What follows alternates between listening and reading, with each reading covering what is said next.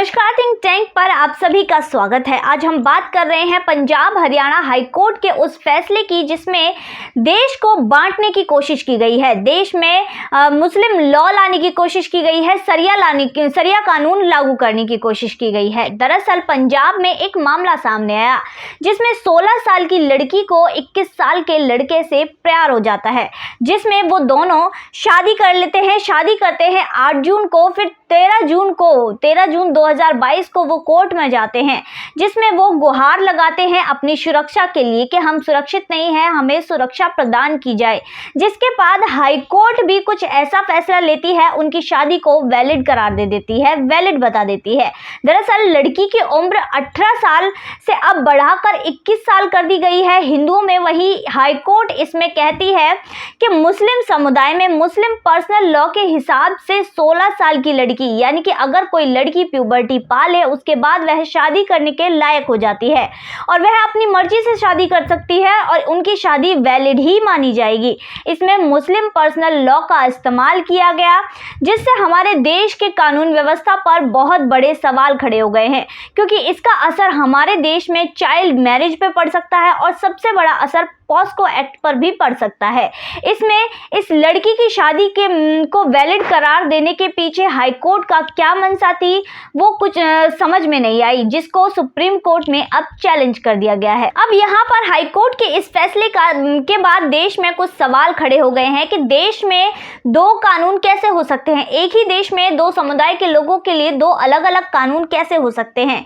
यहाँ पर जो है सरिया लागू करने की कोशिश की गई है। अगर ऐसा ही हुआ तो जल्दी देश का इस्लामीकरण भी हो जाएगा। वहीं एक षड्यंत्र के तहत ये सारे काम किए जा रहे हैं, क्योंकि इसमें अगर जल्दी शादी होगी तो जल्दी बच्चे पैदा होंगे, ज्यादा बच्चे पैदा होंगे, जिससे इनकी आबादी बढ़ेगी। ये सबसे बड़ा इनका षड्यंत्र है।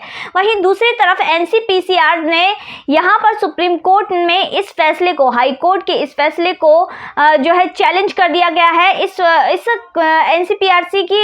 एनसीपीसीआर की सुनवाई के दौरान आर राजशेखर राव को कोर्ट का सलाहकार भी घोषित किया गया, जिसके बाद जो हाई कोर्ट में तुषार मेहता एनसीपीसीआर की तरफ से पेश हुए, जिसमें उन्होंने कहा कि हाई कोर्ट की इस टिप्पणी पर रोक लगाने की जरूरत है। अगर ऐसा नहीं हुआ तो इसका असर चाइल्ड मैरिज पे पड़ेगा। जल्दी लोग ये मान लेंगे कि यहाँ पर बच्चों की शादी करना वैलिड है और इसके अलावा सबसे बड़ा असर पॉस्को एक्ट पर भी पड़ेगा। वहीं दूसरी तरफ आपको बता दूं कि सुप्रीम कोर्ट ने कहा है कि इस मुद्दे पर एग्जामिन करने की जरूरत है। हम जरूर इस पर एग्जामिन करेंगे और जिसके बाद 7 नवंबर को इसकी सुनवाई की जो है बात की गई है कि 7 नवंबर को तारीख तय की गई है जिसमें इसकी सुनवाई होगी।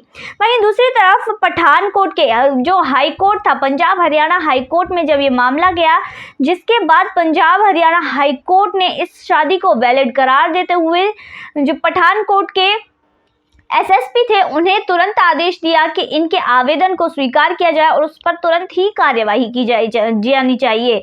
वहीं सुरक्षा को लेकर ठीक है कि अगर किसी की सुरक्षा कोई चाहता है तो उसको सुरक्षा देनी चाहिए, पर यहाँ पर शादी को वैलिड करार देना ये गलत था। यहाँ पर इन लोगों को हाई कोर्ट को ये चीज़ नहीं बोलनी चाहिए थी कि मुस्लिम पर्सनल लॉ के हिसाब से इसकी धारा 195 के हिसाब से अगर कोई लड़की प्यूबर्टी पा ले उसके बाद शादी कर सकती है, जबकि हिंदुओं में ये उम्र बढ़ाकर 18 से 21 कर दी गई है। एक ही देश में दो कानून नहीं हो सकते।